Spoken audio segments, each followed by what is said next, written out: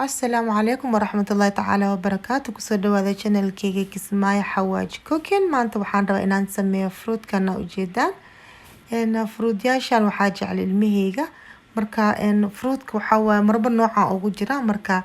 maanta waxay dhaheen mama beri iskool ma lahan fruitkii aan rabnaa marka insha Allah waxaan rabaa inaan fruitkii aan u jarjaro